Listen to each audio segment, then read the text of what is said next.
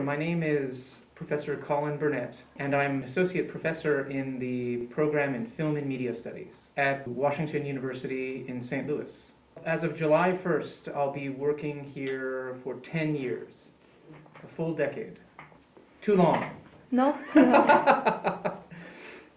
Well, being a professor at Washington University is an extraordinary experience. Devoted to the cutting. You're supposed to notice the surface quality of the editing itself. Number one, because I never thought I would end up in the city of St. Louis, ever. I was born in Montreal, but I grew up in suburban Montreal, in a town called Greenfield Park.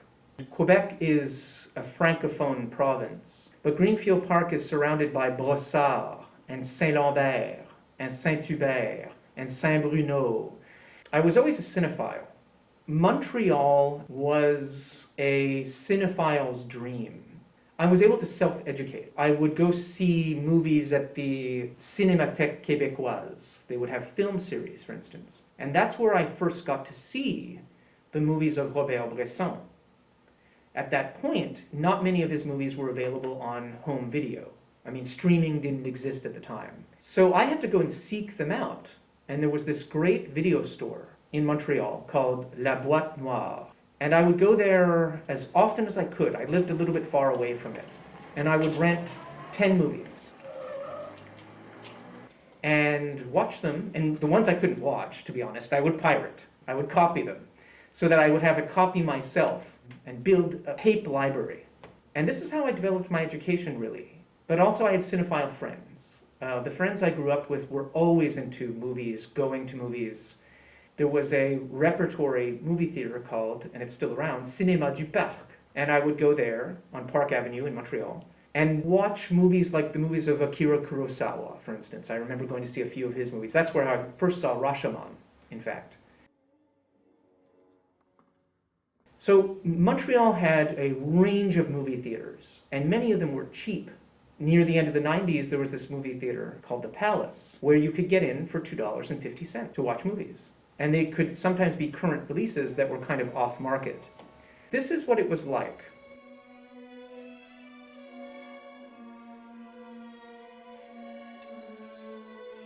One thing that was crucial to me, and in talking about it now, I'm realizing how important it was Montreal had a great magazine culture. There was no RottenTomatoes.com to get a sense of what critics think.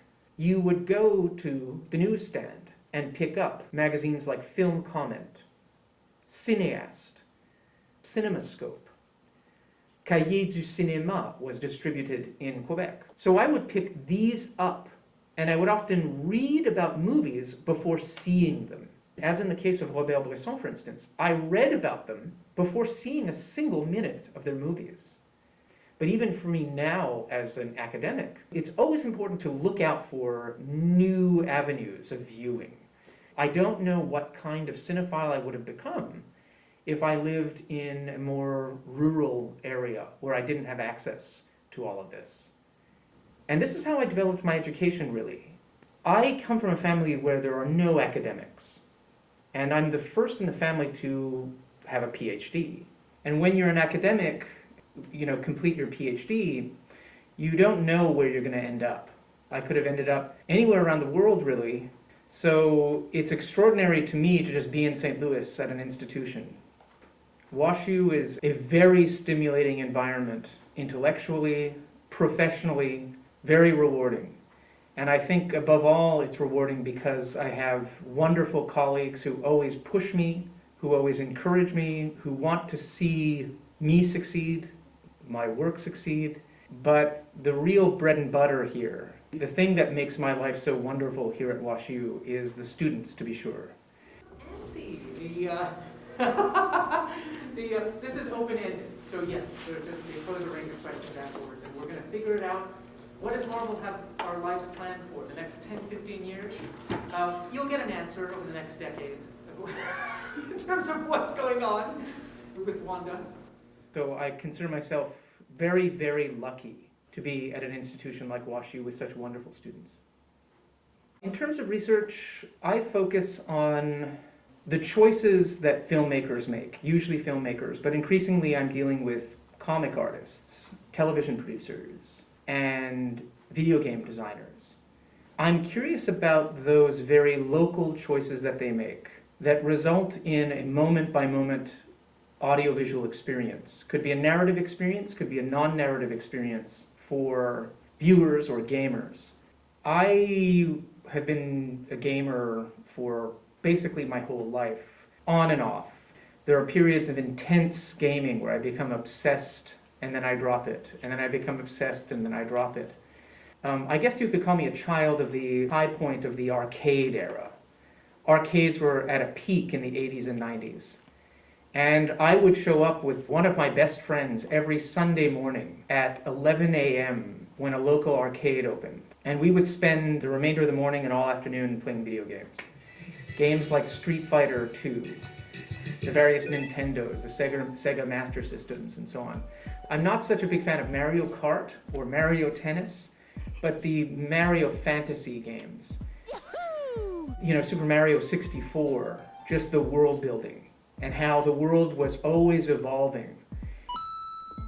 Thank you so much for playing my game. Those always amazed me. I remember thinking, wow, this is something new, this is something fresh, and I want to understand this. This was a long time ago. I recently played virtual reality Tetris game. Now, I'm not a big Tetris fan, but it completely blew me away because of the level of difficulty created by simply playing with your perceptual field. Things would be flying at you at your periphery, but also moving across the screen, and all the while you're trying to place the blocks in just the right place. To just look up and see three-dimensional space becomes suddenly fresh and new again. That in itself is curious. It's a form of illusion that defamiliarizes your senses, and I want to play more and more of them to just see how far that goes. I guess ultimately, to boil them down, I'm interested in audiovisual media of any form. This goes back to my basic, fundamental, or elemental interest, if I was to really boil it down. But ultimately, even more than that, I'm interested in aesthetics, theories of taste and why we like things, how we form aesthetic judgments. I'm interested in the fact that film or television or video games tell stories through the basic titillation of our senses, through sounds and through visual images. And I got that from a long time ago, reading one of my favorite authors, Susan Sontag, when I was an undergraduate student, and I took a class in philosophical aesthetics. But for Sontag, we had to read many of the essays in her collection called Against Interpretation.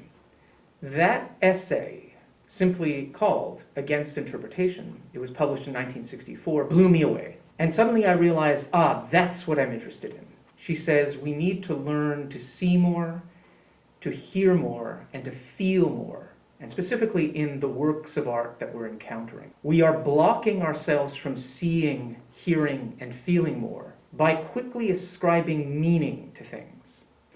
We quickly label something, ascribe meaning, and move on. She's saying, no. Attend to how a movie or a painting seduces your eye, gets you to look in sophisticated ways or intricate ways, or the way a movie titillates your ear, educates your ear. Those little things can get you to sort of open up your imagination. She wanted us to attend to those things first as the substance of the experience.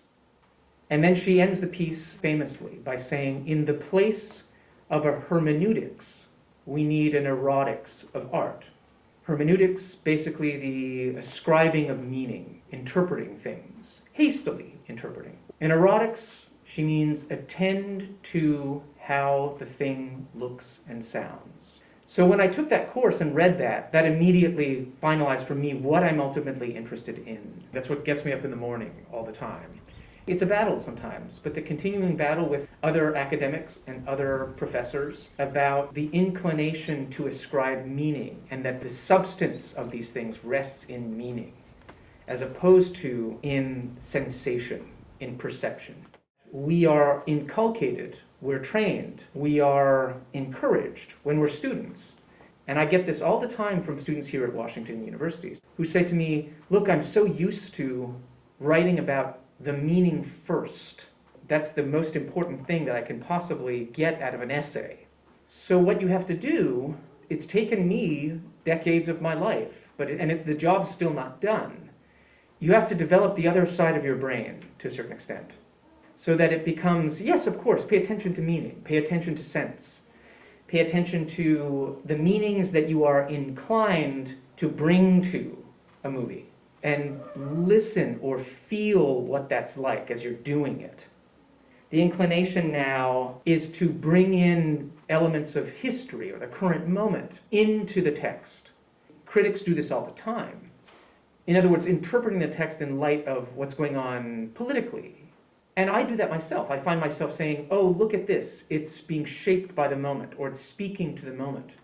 But what's important is to begin to watch yourself doing it. It's a fascinating process. Let's just say this. It's a process of paying attention to what you're doing. There's a good word, apperception. It's a matter of becoming aware of your own perceptions. And that's the first step. Well, it's also the last step. The constant effort to pay attention to the fact that these are images and sounds, first and foremost. A good example of this, Promising Young Woman. So the movie plays with color in interesting ways. From pink and baby blue, they're matched. And as soon as you notice these two colors, you will notice that they become a central organizing principle behind the very look of this movie. Twofold color scheme is played with repeatedly. It evolves, it develops, it shifts. Hues morph and get pulled and stretched into warmer and cooler hues. That's not there for nothing. If the filmmakers were just interested in polemic, then they could have just shot this anyway. But instead, there was a lot of creative effort, a lot of creativity that went into this color scheme and trying to make it do something and work in a certain way on the viewer's perception. That, I would argue, has nothing to do with the film's polemic. So it's almost like there are two movies in this movie. There are two ways of looking at it, two ways of watching it. And I think that it's a shame that there's not more of a conversation going on among commentators that picks up what the movie looks like. Unfortunately, many people have not understood Sontag's call, even though the piece was written over 50 years ago. The work is still to be done to carry forward her case, the case that she was making there. This ambition to see, hear, and feel more, I now use it as the central slogan, if you like, for Film and Media Studies 220, Introduction to Film Studies. It's a line I bring in right at the beginning of the class. Don't make meaning. That's not the point here. I'm not saying leave your brain at the door or leave meaning at the door.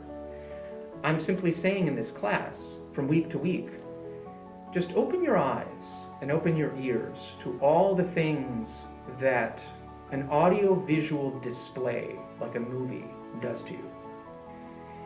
And what I want to see is a version of the humanities that lets 1,000 flowers bloom. We live in a heavily rationalized and mechanized and functional world. We're all given roles. In many respects, you are encouraged to view college as an opportunity to find your role within society, to figure out what roles you might be good at, or might be skilled at, or that you might profitably, and I mean that literally, fulfill. Learning to train your eye to see more, your ear to hear more, and learning your body, your whole being, to feel more of the movies that you're seeing, or any other audiovisual medium for that matter. It won't give you those roles. It won't make the trains run on time. It won't ensure that the children cross at the crosswalk safely. It won't ensure a range of other things that will allow you to go off, gain a career, raise a family, and do whatever else one wants to do. Of course, as you know, I always attach a but to this. Because while it doesn't make the world go round, it encourages you to look beyond the role, look beyond the path. To not just see that the world always has to be going around, that trains always have to run on time, and that's the only purpose you have in life. In a sense, it goes back to the Socratic maxim, know thyself. We all rush toward careers. I did it myself, you're doing it, the next generation will do it, and the generations after will do it too. We need to make ends meet.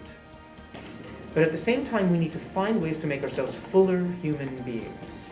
One way I can contribute is to encourage you to see, hear, and feel more of all those experiences that you're going to have from images and sounds, and maybe, who knows, a little bit more than that.